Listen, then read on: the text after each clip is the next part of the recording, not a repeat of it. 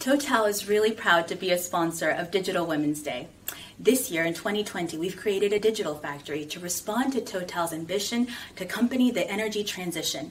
We believe that digital is a key lever to really achieving that ambition, which is why we've created a factory that unites user experience designers, user interface designers, data scientists, data engineers, all different digital profiles under one roof to build innovation at scale. Building digital solutions requires women to be a part of the story too.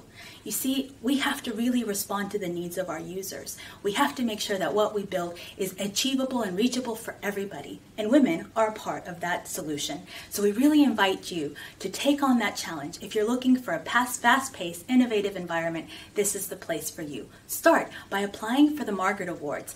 Applications open on the 18th of December, and we look forward to having you turn out with a large number.